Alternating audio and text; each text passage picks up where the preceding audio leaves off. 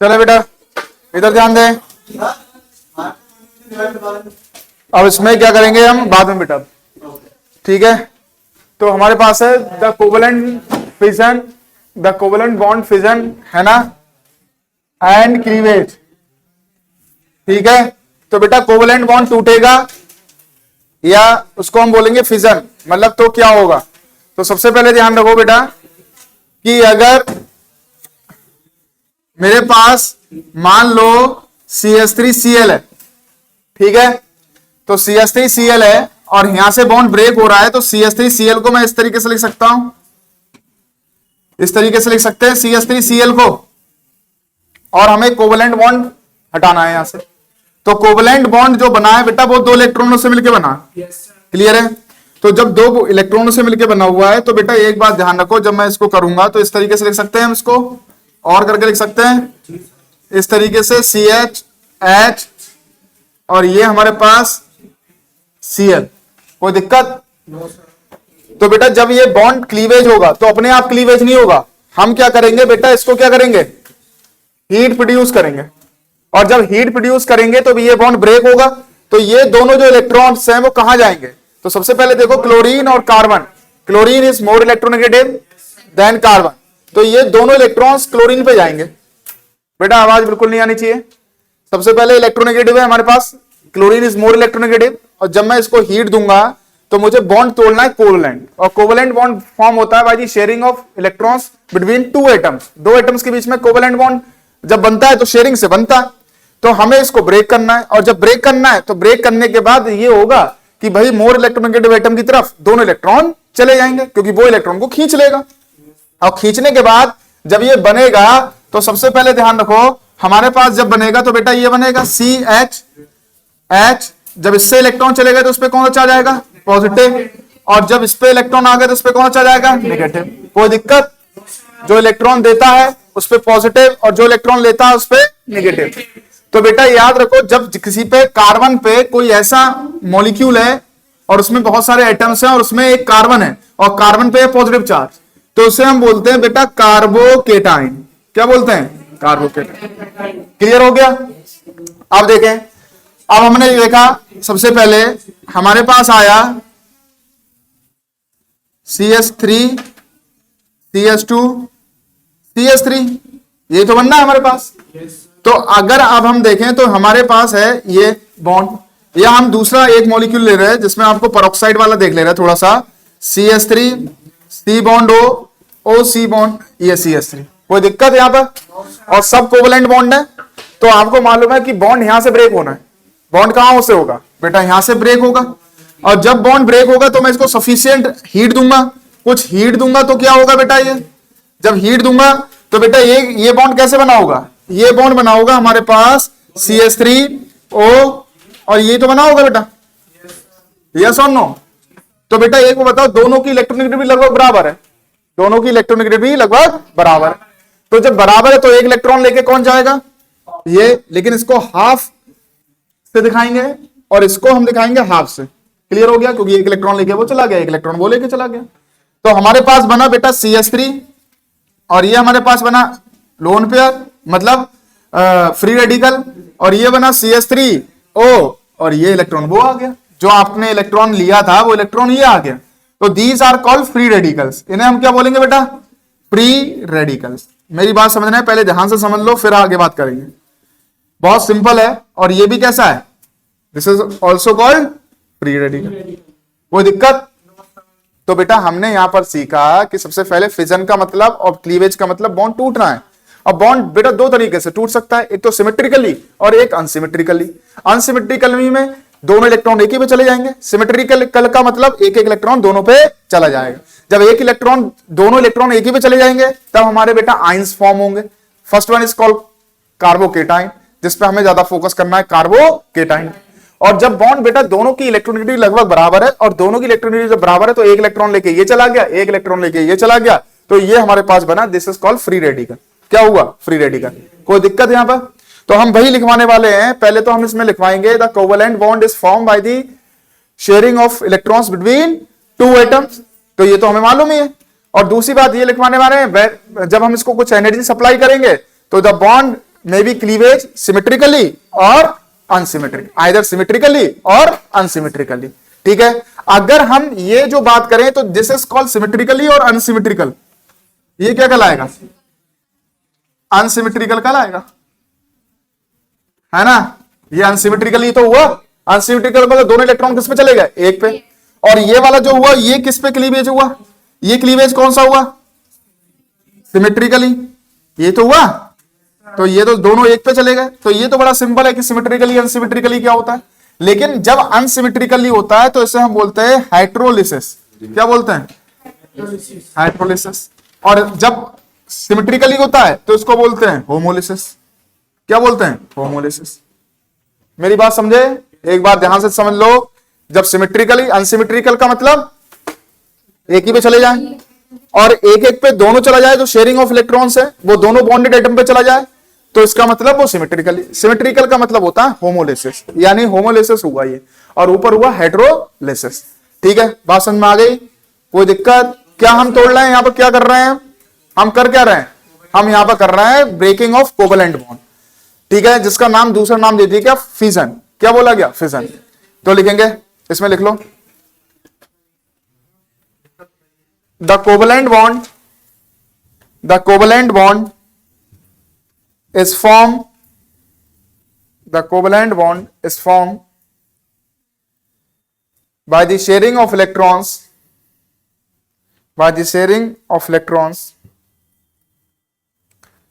between two atoms, between the two atoms, full stop लगा देंगे। when the energy is supplied, the covalent bond, ठीक है, the covalent bond में cleavage में, यह लिखेंगे में क्लीवेज, है ना, आइदर सिमेट्रिकली, फिजन टूटना, में क्लीवेज आइदर सिमेट्रिकली, और जहां सिमेट्रिकली लगाओ वहां पर लगा लेना ब्रैकेट में होमोलिसिस, वहां पर ब्रैकेट में लिख लेना होमोलिसिस। अगर आपको इसको और डेफिनेशन को बढ़िया लिखना है तो वहां पर जो मैंने ब्रेकिंग ऑफ कोवेलेंट बॉन्ड लिखा है वहां पर हटा देना इट में क्लीवेज। ठीक है, इट में क्लीवेज कैसा? सिमेट्रिकली, ब्रैकेट में होमोलिसिस, और अनसिमेट्रिकली ब्रैकेट में लिख लेंगे हेटेरोलिसिस। ठीक है, अब दोनों एग्जांपल लिख लो बेटा फटाफट।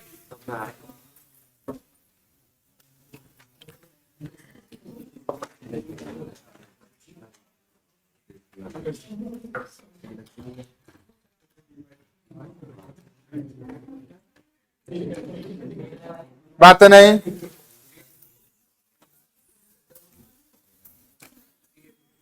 ये डेफिनेशन कभी नहीं आने वाली, बस समझना है इसमें हमें क्या करना है।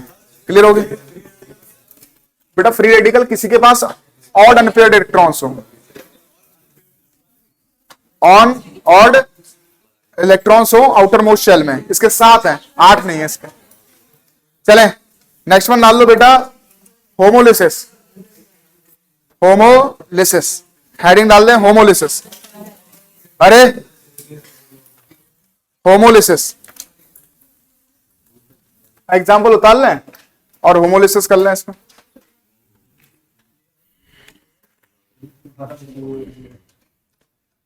तो होमोलिसिस क्या होगा? सिमेट्रिकली होगा।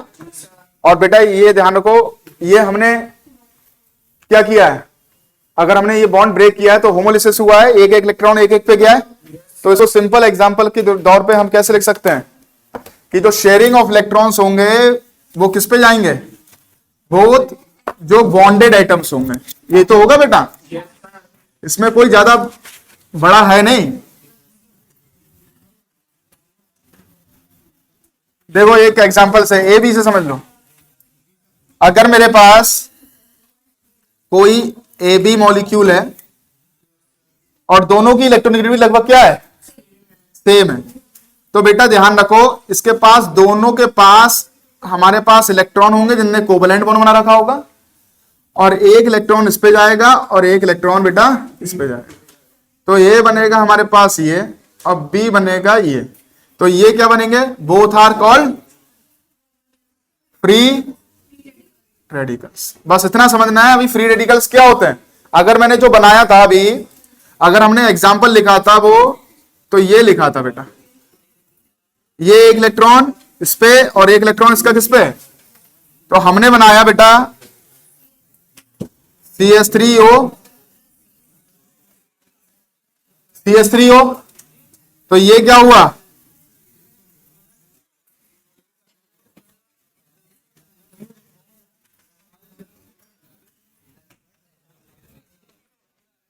Free radical. ठीक है, तो जो शेयरिंग ऑफ इलेक्ट्रॉन्स है कोवेलेंट बॉन्ड के, गोज किस पे जा रहे हैं, of each of the bonded atom, this is called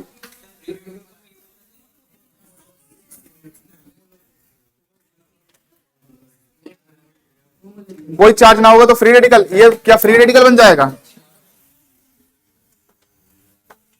free radical थोड़ी ना, चार्ज का नहीं है मतलब का ये मतलब थोड़ी ना ये फ्री रेडिकल है। ये बेटा आवाज बिल्कुल भी नहीं, एक बात समझ लें, पीछे बेटा बिल्कुल आवाज नहीं, क्लियरली इधर ध्यान दे।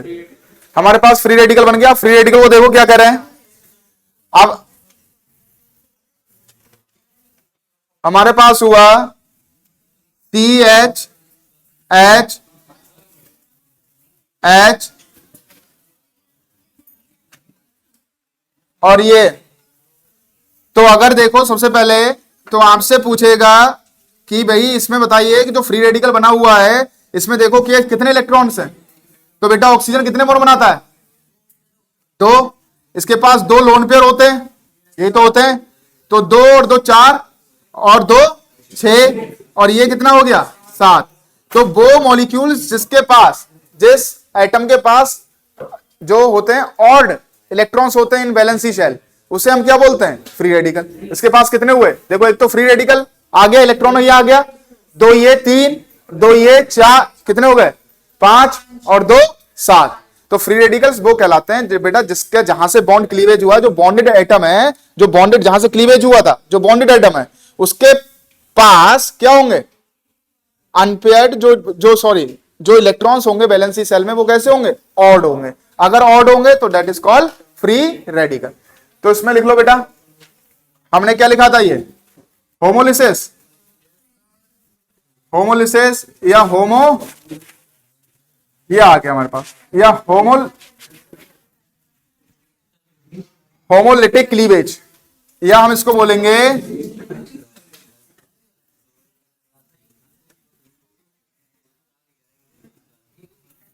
ठीक है।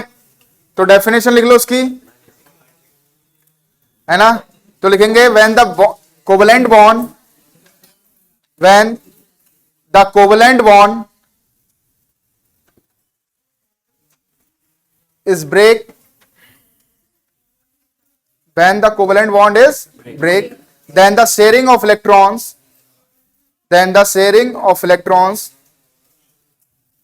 goes on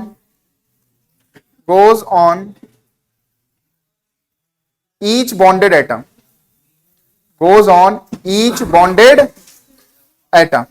मेरी बात समझ रहे हैं मैं क्या कहना चाह रहा हूं, जब कोवेलेंट बॉन्ड ब्रेक होगा तो जो शेयरिंग इलेक्ट्रॉन्स होंगे वो ईच बॉन्डेड एटम पे क्या होंगे, चले जाएंगे। तो दैट इज कॉल्ड, आपका क्या कहलाएगा, होमोलिसिस। ठीक है, ये होमोलिटिक क्लीवेज होमोलिटिक क्लीवेज बोल दिया इसको।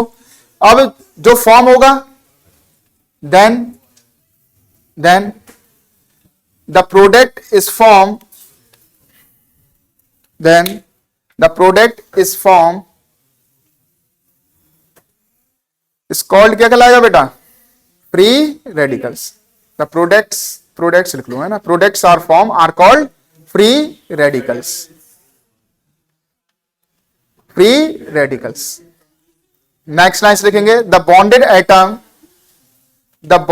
Atom have odd electrons odd electrons, the bonded atoms have odd electrons in their valency shell. Valency shell में उसके क्या होंगे बेटा? ऑड होंगे, ठीक है। And they are very reactive, and they are very reactive. Reactive होंगे नहीं होंगे बताओ? क्योंकि इसका ऑक्टेट कंप्लीट है ही नहीं भाई। तो ऑक्टेट कंप्लीट करने के लिए क्या करेंगे? किसी से बॉन्ड बनाएंगे। इलेक्ट्रॉन की कमी है तो किसी से इलेक्ट्रॉन लेंगे, तो ध्यान रखना है। क्लियर हो गया? अब इसमें हम बात करते हैं बेटा, ध्यान रखना है। अब हम बात करेंगे बेटा इसकी types of free radicals. Heading डाल दो, types of free radicals. Types of free radicals.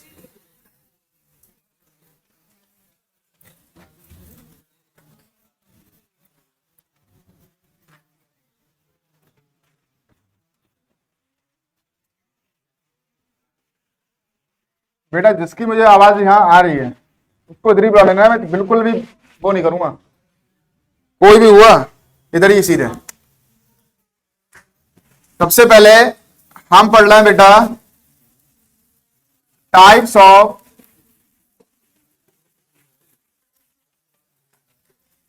Free radical.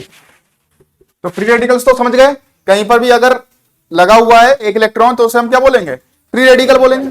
तो बेटा इसमें ध्यान रखना है, इसमें हमारे 3 टाइप्स के होते हैं, 3 types. They are further classified into 3 types. तो फर्स्ट वन अगर हम देखें,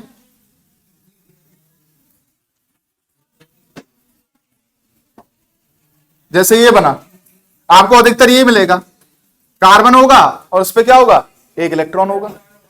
दूसरी बात,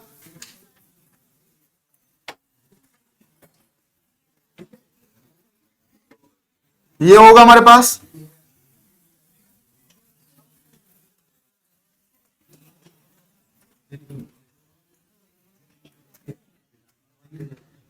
ये देखो बेटा बहुत ध्यान से।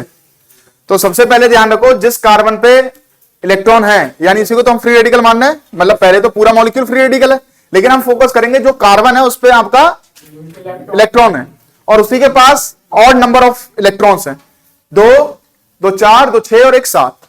ये तो हो रहा है, ऑड ही हो रहा है, यानी इसका मतलब ये फ्री रेडिकल हो गया। अब एक बात ध्यान रखो, जिस कार्बन पे ये है वो कार्बन कितने कार्बन से अटैच है बताओ मुझे? 1 से, बाकी तो सब हाइड्रोजन है, क्योंकि ये हाइड्रोजन तो कार्बन से अटैच होंगे। तो this is called primary free radical. क्या कहलाएगा? Primary free radical. और प्राइमरी फ्री रेडिकल, या हम इसको बोलते हैं 1 डिग्री फ्री रेडिकल। क्या बोलते हैं? 1 डिग्री फ्री रेडिकल। तो शॉर्टकट में इस तरीके से कहते हैं 1 डिग्री फ्री रेडिकल। तो दूसरा कैसा होगा? सेकेंडरी। तीसरा टर्शरी। बताओ क्यों? क्योंकि बेटा ये जो अटैच है वो 2 से अटैच है, ये जो अटैच है वो 3 कार्बन से अटैच है। इट इज कॉल्ड, आपके क्या कहलाएंगे? टर्शरी कहलाएगा सीधे। तो ये आ जाएगा बेटा हमारे पास कौन सा? 2 डिग्री यानी सेकेंडरी। और ये कैसा आ जाएगा? 3 डिग्री। तो ये हमारे पास है। फटाफट लिख लो इसको, फिर स्टेबिलिटी पढ़ते हैं इसके और रिएक्टिविटी पढ़ते हैं। हाँ जिससे अटैच है उस पे देख लेंगे वो कितने कार्बन से अटैच है। जिसपे इलेक्ट्रॉन प्रेजेंट है बेटा वही चीज देख लेंगे कितने कार्बन से अटैच है। और ये आपका आता है केवल किस पे? कार्बन पे रिलेटेड।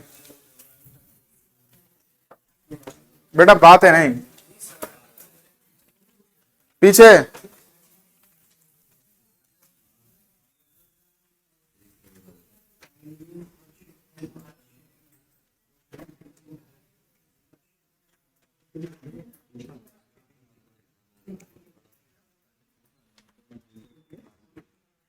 नेक्स्ट वन हेडिंग डाल देंगे, stability and reactivity of free radical. ये तो पता चल गया, तो ये लिख तो लो पहले है? अभी आएगा, अभी उसी के साथ लिखवा देंगे ना सारा।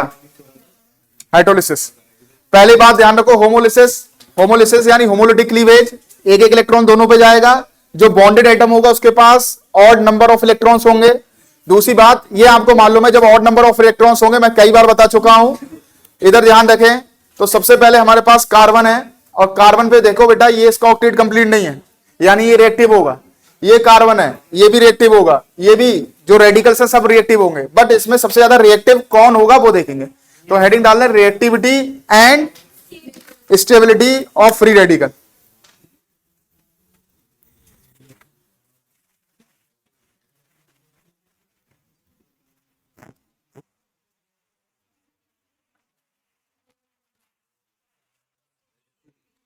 If the free radical attach to the one carbon it is called primary, और जब 2 से होगा तो 3 से होगा तो टर्शरी। ये तो लिख सकते हो, ठीक है।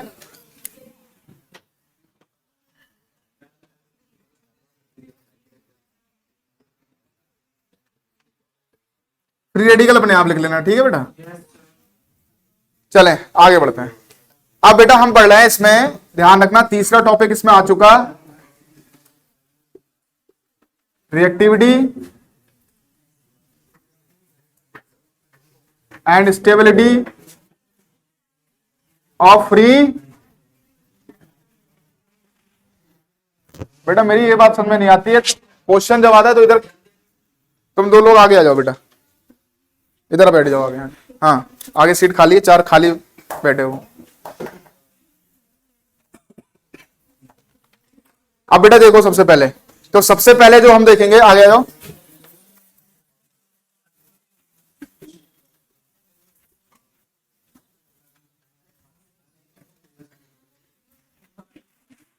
बहुत ध्यान से समझना है,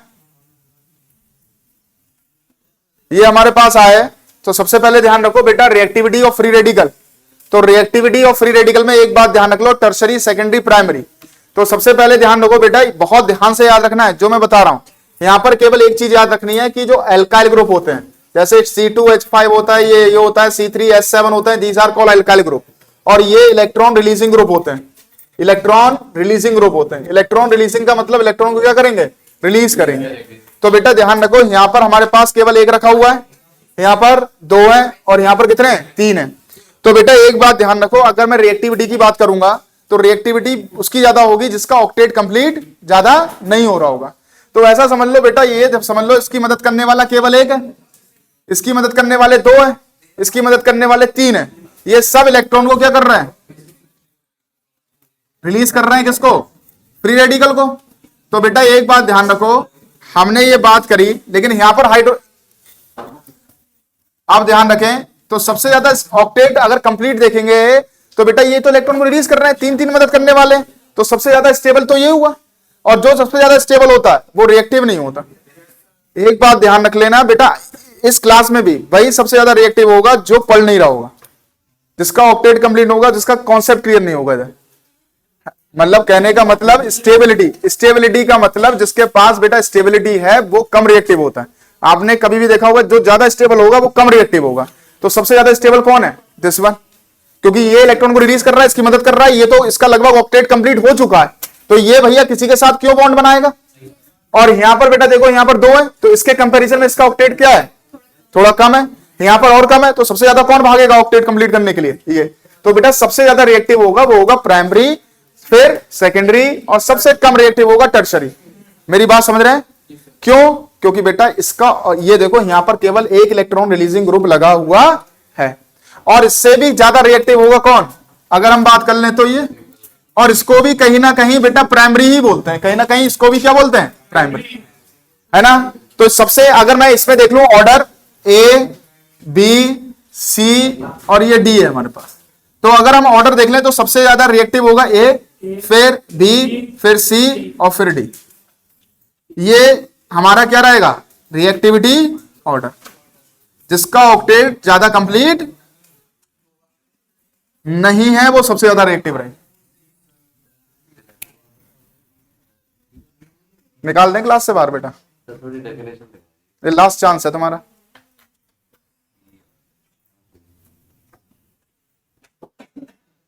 हमारे पास ये हो गया। अब एक बार बताओ बेटा, यहां पर जो रिएक्टिविटी मैंने पढ़ाई अभी तक किसकी समझ में नहीं आई, दिमाग से देखो, पहले बहुत ध्यान से देखो इसको, और अगर नहीं आ रही है तो फिर से बता रहा हूं। जिसका ऑक्टेट थोड़ा कम इनकम्प्लीट है वो ज्यादा रिएक्टिव रहेगा, क्योंकि वो भागेगा इधर उधर रिएक्टिविटी करने के लिए, तो वो ज्यादा रिएक्टिव, क्योंकि उसके पास है ही नहीं इधर। इससे ज्यादा स्टेबल ये, उससे ज्यादा स्टेबल वो, क्योंकि उसकी मदद के लिए 2 है, उसकी मदद के लिए 3 है। सबसे ज्यादा रिएक्टिव ये हुआ क्योंकि इसका ऑक्टेट कंप्लीट ही नहीं हो पा रहा है। इसके पास तो बहुत ज्यादा रिएक्टिव होना चाहिए क्योंकि इसका ऑक्टेट तो कोई कंप्लीट ही नहीं कर रहा है। मतलब ऑक्टेट कंप्लीट का मतलब ये नहीं है कि कंप्लीट ऑक्टेट कर देगा बिल्कुल, मतलब थोड़ी मदद तो करेगा। तो थोड़ी यहां पर ज्यादा मदद हो रही है तो ये कम है। इसको 3 लोग घेरे हुए हैं तो इसको ज्यादा देर तक रोकेंगे। इसको 2 लोग घेरे हुए हैं, इसको 1 घेरा हुआ है, इसको कोई नहीं घेरा हुआ है। तो इसको कोई नहीं घेरा हुआ है तो समझ लो, है ना क्या? अच्छा लिखवा दें, देखें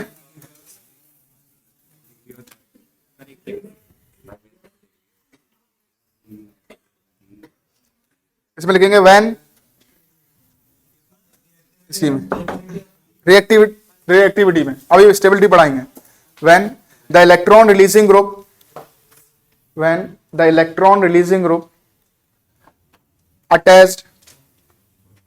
attached to the free radical, it क्या करेगा बेटा? It decreases the reactivity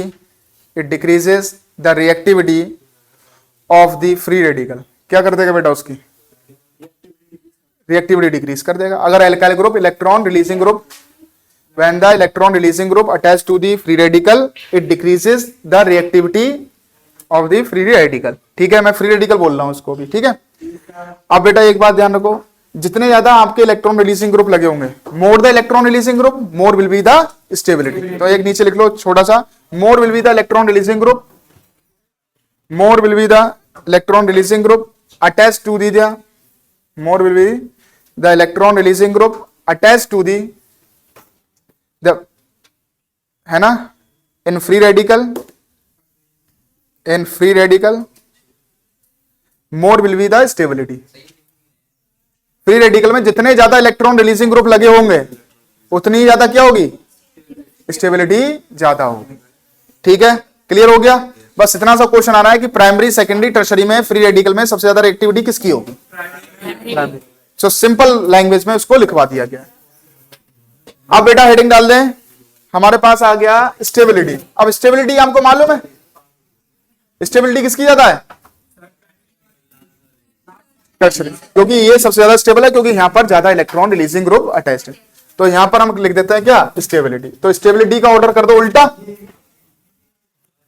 ये आ गया हमारे पास क्या बेटा? क्वेश्चन जहां से आएगा बस वो देखना है।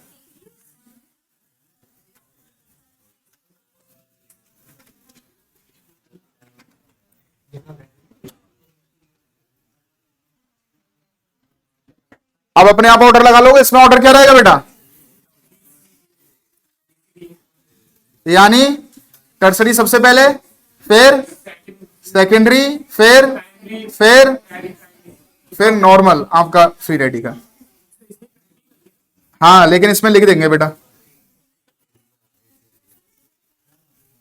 ये याद रखो।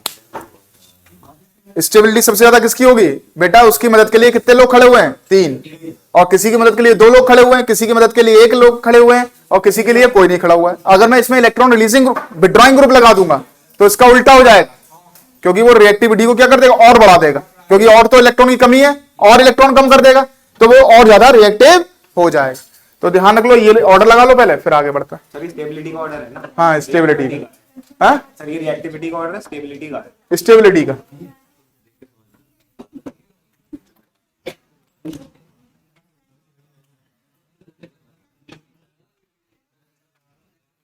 बेटा पीछे, तुम लोग इधर क्यों नहीं बैठते?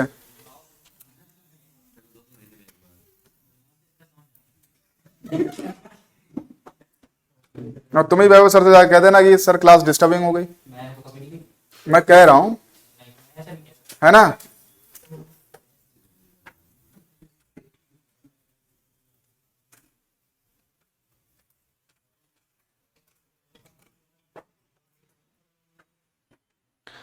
स्टेबिलिटी ऑर्डर रख लिया, यानी जितने ज्यादा इलेक्ट्रॉन रिलीजिंग ग्रुप लगे होंगे वो उसकी स्टेबिलिटी को क्या करेंगे? और इंप्रूव करेंगे। तो more the alkyl group attach to the किससे? In a free radical, then the stability is more. उसकी स्टेबिलिटी क्या होगी? मोर होगी। लिख लो अपने आप। और जितना इलेक्ट्रॉन विड्रॉइंग ग्रुप लगा होगा, इलेक्ट्रॉन विड्रॉइंग ग्रुप जल्दी देगा नहीं, ठीक है, अभी कुछ लगाएंगे तो उसमें देखेंगे एल्काइल ग्रुप से ही रिलेटेड लगभग होगा हमारे पास। इलेक्ट्रॉन अट्रैक्टिंग ग्रुप जो होगा उससे स्टेबिलिटी बढ़ती रहेगी, रिलीजिंग रिलीजिंग रिलीजिंग तो कम होगी, नहीं रिलीजिंग ज्यादा होगी। हाँ, अट्रैक्ट थोड़ी ना कर। हाँ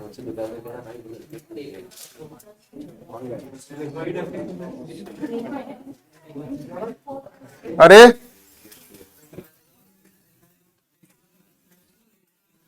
तुम बेटा आगे ही आ जाओ, आगे तुम आ जाओ फटाफट। आप डाल देंगे बेटा हेट्रो, इसके क्वेश्चंस भी हैं बहुत सारे, अभी कराएंगे। पहले लिख लें हेट्रोलिटिक क्लीवेज यानी हेट्रोलिसिस।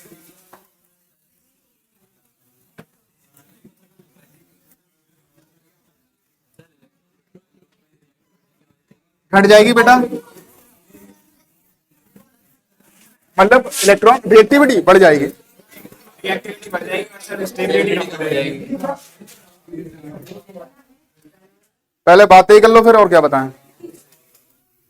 बेटा बहुत बार मैं रोक चुका हूं, ये बात ध्यान रख लेना, है ना। अच्छा आप बोल लो फिर, कर लो फिर, अपने मन की करो जरा, तब दिखाते हैं तुम्हें।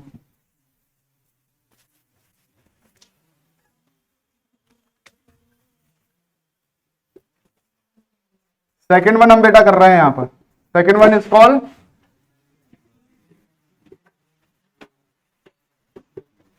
और यह क्या बोलेंगे,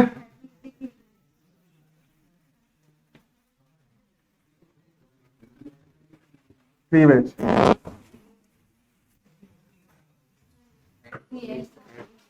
हाइड्रोलिटिक क्लीवेज। तो बेटा इसमें बॉन्डेड एटम किस पे जाएंगे, बॉन्डेड इलेक्ट्रॉन्स किस पे जाएंगे, केवल एक पे। तो बेटा अगर हमने बात की जैसे ए और बी है मेरे पास, ये मेरे पास है, और इसमें हमारे पास है बेटा इलेक्ट्रॉन्स, और इलेक्ट्रॉन्स करने के बाद बेटा ये इलेक्ट्रॉन्स किस पे जाएंगे, कंप्लीटली जाएंगे, तो कंप्लीटली लिख दिया। इसमें क्या बनेगा बेटा, आइंस बनेंगे, ये हमारे पास बन गया, और ये हमारे पास बना क्या, केटाइन, और ये क्या बना बेटा, एनाइन। ठीक है, तो बेटा यहां पर ध्यान रखो, सबसे पहले अगर हम बात करें तो अगर हम कार्बन के रिस्पेक्ट में लें इसको, तो कार्बन के रिस्पेक्ट में हमने आपको लिया था बेटा CH3, है ना, CH3, और हमने यहां पर ले लिया था बेटा Br। ठीक है, जब Br ले लिया तो बेटा ये दोनों इलेक्ट्रॉन्स किस पे जाएंगे, आप देखो, जब मैं इसको क्या करूंगा, हीट क्या कर दूं, प्रोड्यूस कर दूं, तो ये दोनों इलेक्ट्रॉन्स किस पे चले जाएंगे बेटा,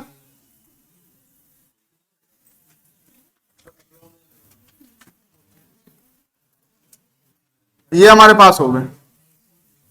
और बेटा अगर कार्बोकेटाइन, मतलब समझ लो अगर इसके पास, कार्बन के पास अगर पॉजिटिव चार्ज आ गया, मतलब द ग्रुप ऑफ आइटम्स, ठीक है, एक ग्रुप ऑफ आइटम है इन विच द कार्बन कंटेन कौन सा, positive charge, is called carbocation. तो बेटा ये ध्यान रख लो, अगर हमारे पास कोई ग्रुप ऑफ आइटम है उसमें कार्बन है और उसमें पॉजिटिव चार्ज है, तो उसको क्या बोलेंगे हम, कार्बोकेटाइन। कोई ग्रुप ऑफ आइटम्स है और उसमें कार्बन जो है उस पर पॉजिटिव चार्ज है, तो उसको हम बोलेंगे कार्बोकेटाइन, और इसी के बारे में पूछा जाता है। तो ये क्या हो रहा है, तब ये क्या हो रहा है, ये हो रहा है बेटा हमारे पास हेट्रोलिसिस। ठीक है, ये हो रहा है, कोई दिक्कत, तो जिसके पास गए उसके पास क्या आया, नेगेटिव चार्ज, और जिसके पास आए, जिससे गए उस पर कौन सा आया, पॉजिटिव चार्ज।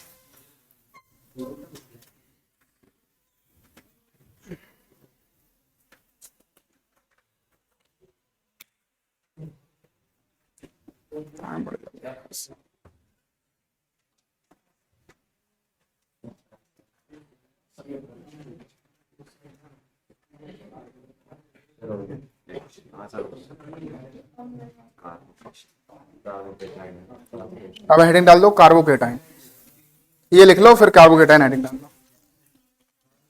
इसमें बहुत सारे बेटा क्वेश्चंस हैं जिसमें आपको लगाने पड़ेंगे, तभी आपके ये क्वेश्चंस होंगे। जैसे एरोमेटिक अभी नहीं कराया, किसी में एरोमेटिक नहीं लगाया हमने, डबल बॉन्ड नहीं लगाया, इलेक्ट्रॉन विथड्रॉइंग ग्रुप नहीं लगाया, तो ये सब लगाने के बाद ही हम इसके क्वेश्चंस करेंगे। पहले इसको समझ लो, बहुत सारे क्वेश्चंस होंगे तो वो कर लेंगे, आज ये कर ले रहे हैं, कल क्वेश्चन कर लेंगे इसके।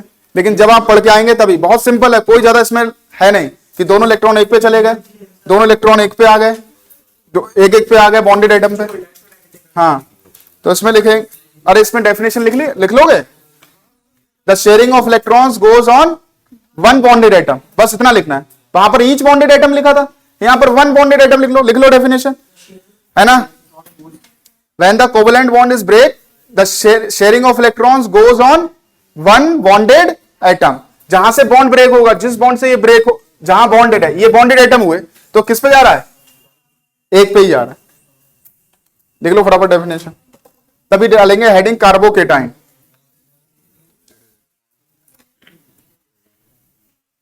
दोनों जाते हैं ना एक पे, बोथ। हाँ हाँ, बोथ लिख लो।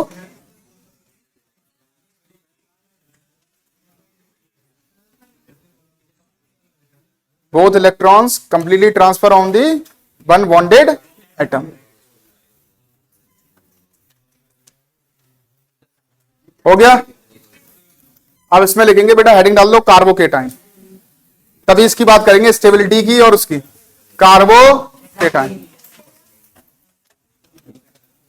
हेडिंग डाल दो कार्बोकेटाइन।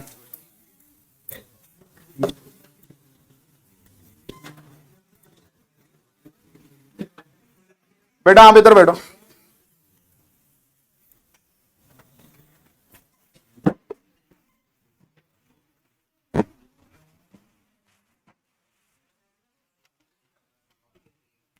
सबसे पहले देखो बेटा, हमारे पास आ गया, अब हमने हेडिंग डाल दिया कार्बोकेटाइन। और कार्बोकेटाइन हमारे पास क्या था कि सी से भी अटैच हो, लेकिन उसमें कार्बन होना जरूरी है, और उस पर कौन सा चार्ज होगा, पॉजिटिव, क्योंकि बेटा यहां पर तो हाइड्रोलिटिक वो हो चुका था।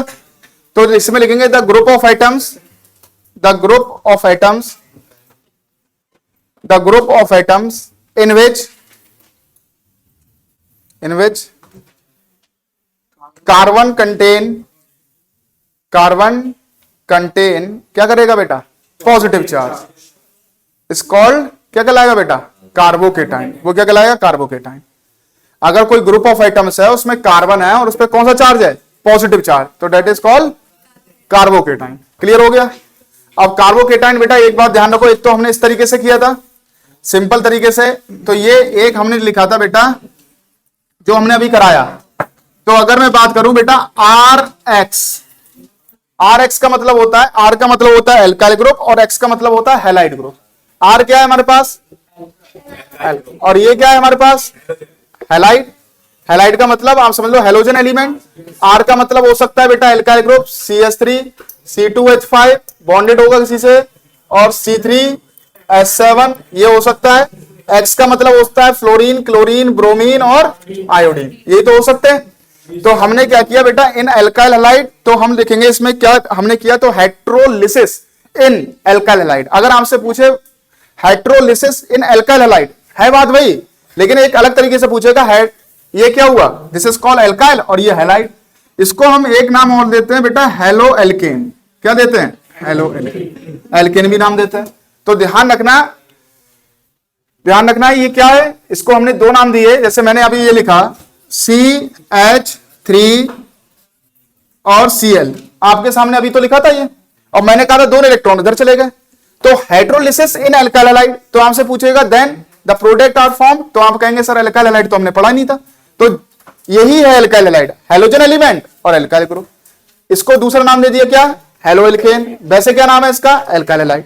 तो ये हमारे पास आ गया, ठीक है। तो ये क्या हो गया, तो इसमें पहला जो आपका है, अगर हम प्रिपरेशन करें तो हाइड्रोलिसिस इन एल्काइल हैलाइड, ठीक है। तो बेटा ये अगर मैं बनाऊंगा तो कैसे करा मैंने, तो ध्यान रखना, ये बोला हमने एल्काइल हैलाइड, ये हमने बोला एल्काइल हैलाइड, और इसमें कार्बोकेटाइन फॉर्म हो रहा है।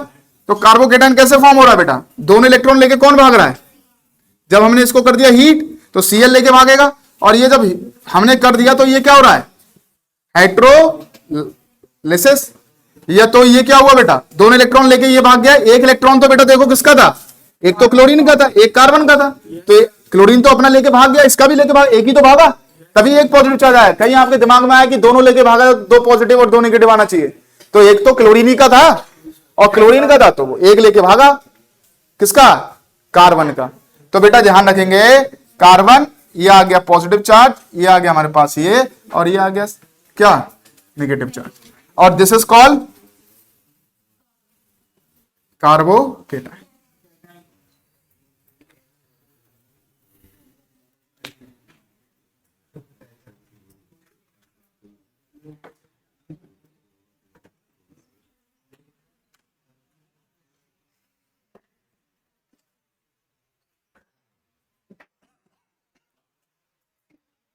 एक तरीके से और कार्बोकेटाइन बना सकते हैं हम, प्रोटोनेशन ऑफ एल्कीन। अभी बताएंगे ना, अभी बता रहे हैं, फटाफट देखो इसको अभी बहुत लंबा है बेटा, ये रीअरेंजमेंट है, अगर आप ध्यान से पढ़ोगे तो बहुत सारी चीजें इसमें हैं, और खत्म करना चाहे तो स्टेबिलिटी और रिएक्टिविटी पे खत्म कर दो, हो गया। अरे फटाफट करो उसको फिर। नेक्स्ट वन हेडिंग डाल दो, प्रोटोनेशन फॉर्मेशन ऑफ कार्बोकेटाइन में ही चल रहे हैं हम। कार्बोकेटाइन कैसे फॉर्म होगा, तो होगा बेटा प्रोटोनेशन ऑफ एल्कीन। हाँ हेडिंग डाल दो बेटा,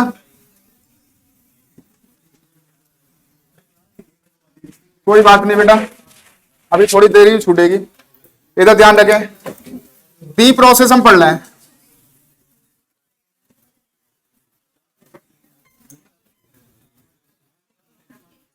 प्रोटोनेशन का मतलब बेटा प्रोटॉन ऐड होगा जाके, क्या होगा, adding of proton is called protonation. तो adding of proton is called protonation. तो बेटा मेरे पास क्या है, एल्कीन, और बेटा ये एल्कीन है मेरे पास CH, और ये आ गया बेटा CH और CH3, और इस पे किसने अटैक किया, प्रोटॉन ने। और मैंने आपको पहले बता रखा था कि इसको प्रोटॉन क्यों बोलते हैं, हाँ क्योंकि इसमें इलेक्ट्रॉन होते ही नहीं है। जब इस पे इलेक्ट्रॉन, प्रोटोनेशन ऑफ एल्कीन जब हमने ये किया, तो सबसे पहले ध्यान रखो, जब हमने प्रोटोनेशन हमने किया और जब इसको क्या किया, हीट कर दिया, तो ये बॉन्ड ब्रेक होगा। अब ये जो है बेटा, या तो हाइड्रोजन इस पे जाएगा या तो इस पे जाएगा, है ना। तो देखना है बेटा ये किस पे जा सकता है, किस पे अगर पॉजिटिव चार्ज आना चाहिए, कौन सबसे ज्यादा स्टेबल कंपाउंड बनाएगा ना। तो एक बात ध्यान रखो, इसको छोड़ो अभी। तो अगर मैं इस पे मान लो पॉजिटिव चार्ज लगा दिया, तो पॉजिटिव चार्ज का मतलब है इसने इलेक्ट्रॉन दे दिए, इसका ऑक्टेट कंप्लीट नहीं है। ये देखो ये कार्बन, ये बॉन्ड हटेगा, तो इस कार्बन के 4 बॉन्ड कंप्लीट है क्या, नहीं है। तो इसको 2 देने वाले हैं, ये एल्काइल ग्रुप और ये एल्काइल ग्रुप। तो इस कंडीशन में ये ज्यादा स्टेबल रहेगा। तो जो इलेक्ट्रॉन्स जाएंगे वो किस पे जाएंगे, इस पे जाएंगे CH2 पे। तो ध्यान रखना कि हमें जो कार्बोकेटाइन बनाना है वो किससे बनाना है, ध्यान रखना है कि CH को बनाए, ठीक है। अब देखो क्या करना है, किस तरीके से हम इसको बनाएंगे कार्बोकेटाइन, पॉजिटिव चार्ज अटैच होगा जाके,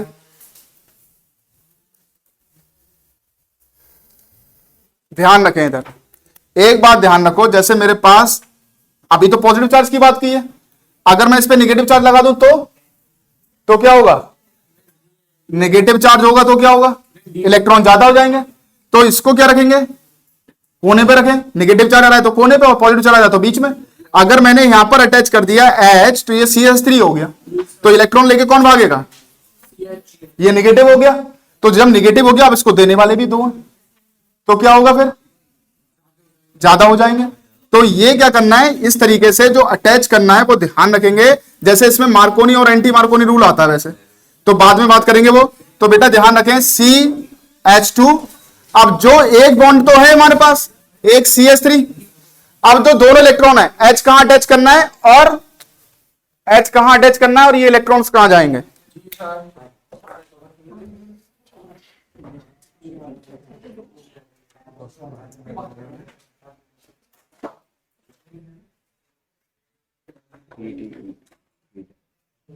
कहां जाएंगे, हाइड्रोजन कहां जाएगा,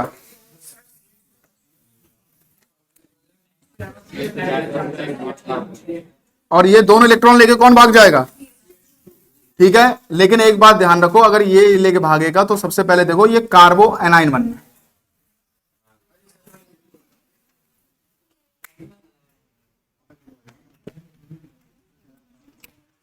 नहीं आया दिमाग में, इसको अभी छोड़ू 1 मिनट, इधर देखो सिंपल तरीके से, इधर ध्यान दें। पहले तो इसको हाइड्रोलिटिक क्लीवेज कर लो, और हाइड्रोलिटिक क्लीवेज के बाद बेटा एक बात ध्यान रख लो, ये मेरे पास आया और मैंने क्या किया, सबसे पहले इलेक्ट्रॉन इस पे कर दिए, कार्बोकेटाइन तो फॉर्म हुआ नहीं, हमें तो कार्बोकेटाइन बनाना था, कार्बो आयनाइन बनना था, तो मैंने ये इलेक्ट्रॉन इधर कर दिए, तो CH2 निगेटिव एंड CH3 ये पॉजिटिव आ गया, कोई दिक्कत? इतना तो समझ में आ गया। अब इस पे कौन सा चार्ज है? पॉजिटिव, किस पे अटैक करेगा? CH3, इसी पे तो अटैक करेगा भाई। निगेटिव किस पे अटैक करेगा? पॉजिटिव किस पे अटैक करेगा? निगेटिव पे।